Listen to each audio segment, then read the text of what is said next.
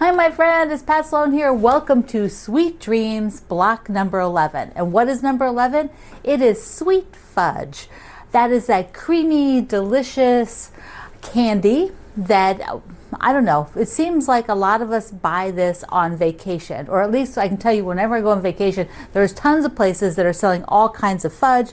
You can watch it being made, buy it right there. It is just awesome. I'm going to tell you one more thing about it after we look at the block, which isn't really a block again. It is multiple blocks. We're doing the upper border and a lower border to our center. That way we have a rectangular quilt. Here is the pattern. And then your layout, you can see here, this is what we're doing. This part right here and this part right here. Did I point those right? Yeah, there and there. And you can also go ahead and put that border around it. Now let me hold it for you so you can see it a little bit more up close. So I'm going to show you a little clip about picking the fabrics for these, and then another little tip after that. But they're basically done, you know, there's 8 different blocks, but I used 4 sets of fabric. And that'll be a theme from this point out, is how we play with our fabric for this Sweet Dreams sew along. So first let's look at the clip. What I'm working with is the little design board so that I can just lay out the 9 patch and alternate the colors, because I'm going to take, I've already done these two, and there'll be 2 blocks with those fabrics. This is the one you're looking at now. Then I've already cut, I cut this group, these 2, so they're all a gray and a soft pink. And then this will be the last one that I still have to cut. But I want to show you what they're going to look like. So the first one, with this set of fabric here, so I've cut all the 2.5-inch squares, and I put down where the gray is in the 5 spot, and then there's 4 pinks. Then to do the second block with these fabrics, I have another set of 2.5-inch squares cut, and I will alternate where I put them. Now the gray will be in the 4 spot, which are in the center positions, and then the pinks will be on the outside and in the middle. So that makes my second block with that set of fabrics.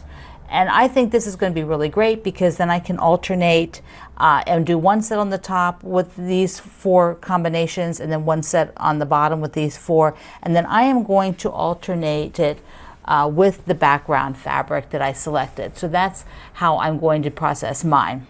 You may want to do yours entirely differently. You may want to make them real scrappy. You may want to make them all the same.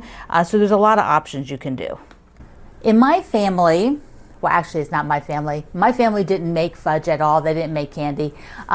They didn't really cook that much, but that's another story. So it was in Greg's family that his mom's sister, Aunt Belle, so Greg's Aunt Belle was the one that made all of the desserts and the candies and everything else. So Aunt Belle is the one that made peanut butter fudge to die for, because it wasn't too creamy. Like, personally, I like fudge that is more dry. I don't want that creamy texture to it.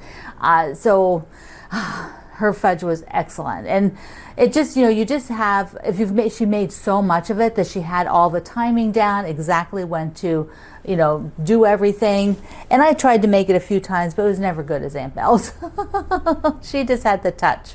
Okay, the other thing I wanted to show you is that you can do the coloration a little bit different. So I made one of the blocks here with just the lights, you know, the background fabric that I have for this, and in the 5 spot, and then a gray in the 4 spot. So that if I were to want to do that for the quilt and put it there, first of all, if I just put it there and left the background the same, left the square, the background the same, it would just float those little you know, squares all across there. It would give an entirely different look.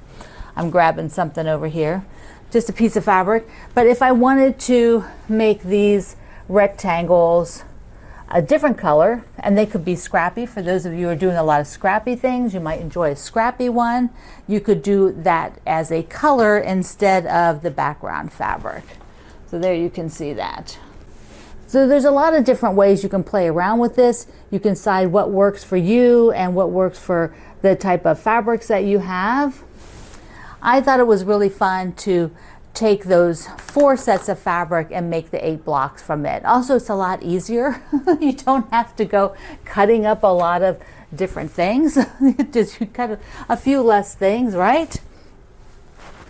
Okay, I have my string bean block for today. Where is it? So I have this container, which I've been keeping the finished string beans in, because I have those design boards with all the cut pieces, and I have the fabric on the top of there. Because this is a daily project, it means that I need to have it out more rather than just putting it all of it away every day. So here's my block for today. Ta-da! So this is fun. This is one of the ones where we have the shrimp from the thing and the ferns. I like having that like sort of in the center. Super cool. Okay, I wanted to show you 2 rows together. Yeah, I want to be sure they're not upside down.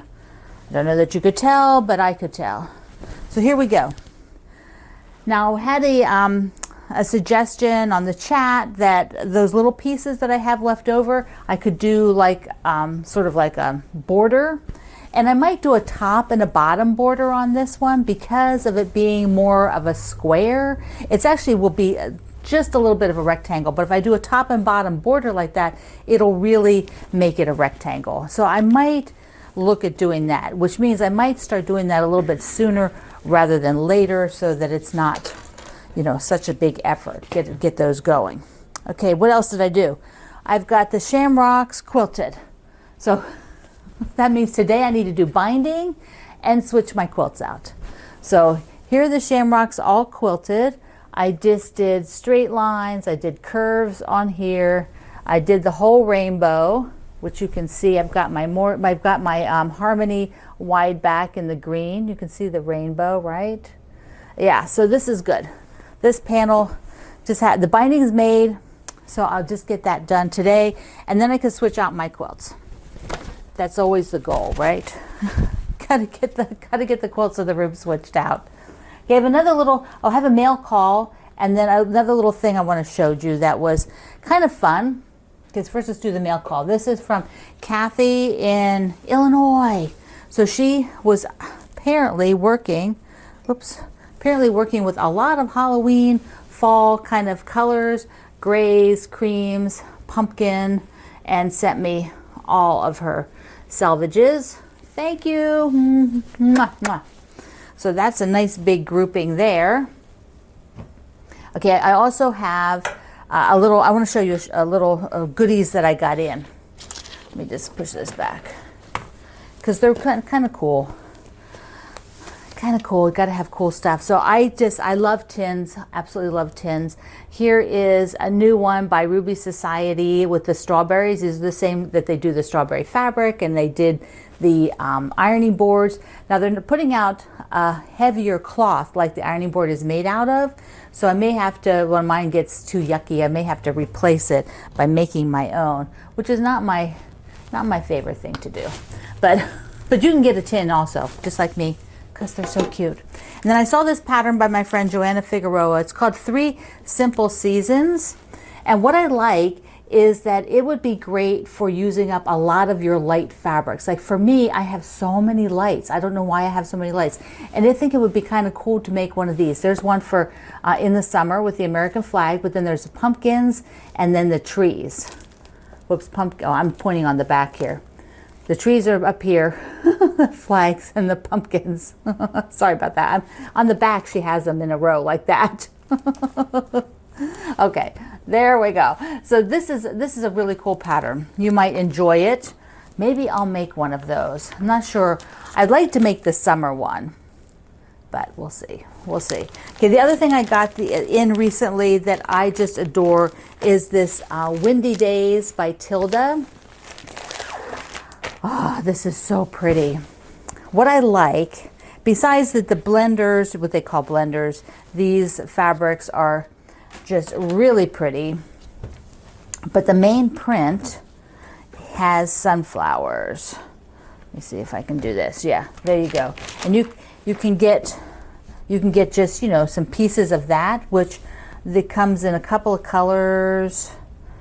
I don't know what's still available. I'll link you. I did, look at the pink. Then there's like some medium prints. I did see this one was still available. And then, you know, another medium print in this teal. And then all of these lights here that just have a great, great scale. There's a medium, kind of maybe a little bit larger scale light. So pretty. So I don't know. This would, I think, be really nice paired with like an off-white. And then done like one of the layer cake quilts, maybe something like that. I don't know. It needs to have something where the pieces are a little bit bigger. Maybe my my quilt that's on the wall in here. I don't know. Maybe that one even would be cool, because I could put this red one here, like it's the Crush or the Liberty Hill, depending on where you're finding the pattern. Liberty Hill has the border in my book. Those guys could go in the middle. The rainy day one. Ah, I like it. Okay, let me show you the fun thing. What fun thing, fun thing. Greg spotted this. This is the Millennial fabric. For those of you during the year 2000, rolling up to 2000, there was some fabrics put out with phrases, a bunch of different styles. I'm not even sure who this one is by, since the edge doesn't have anything anymore. But it's the word Millennium, you know, 2000, done in a lot of different languages. And Greg spotted the Ukraine language in here. So where it says 21, and then across, that's Ukraine for Millennium. So I'm going to make him a little mug rug. So I cut a square of it, and I will make him a little mug rug to have up by his desk. So that's on my agenda too. My wonderful agenda. Okay, the last thing before I'll let you go for your sweet dreams is that for the quilt day, I'm using the Paris, Saturday in Paris with the dark fabric. It's Saturday night in Paris. And I will do the chunky plus sign, because I need to do a faster project than the stars. The stars are gorgeous. That'll be for another time, but I need to do a fast one. And I'm thinking on Friday of getting this cut. Start cutting these so that I have it ready. And on Saturday, I can just do a bunch of sewing and make blocks and share my progress. So if you're sewing on Saturday for quilt day, raise your hand, let me know in the comments. It's always such a fun day to do that and get online and share your progress with everybody. Okay, you're going to make some sweet, sweet fudge today and do your outer, your top and bottom border for the center. And then if you want to pick your sashing now, if you know what it is, you could put it on. If you are going to wait, because remember there's more blocks, so you may want to make more blocks and then decide on your sashing, which is totally fine. I can't wait to see. Yeah, it's good. And also I've been collecting a few of your Sweet Dreams centers, so be sure you've got those sewn up, and I will show some pictures of those, maybe even tomorrow on the video. So I love you. Mwah. Thank you for being here in the Sloan Zone. I will see you online.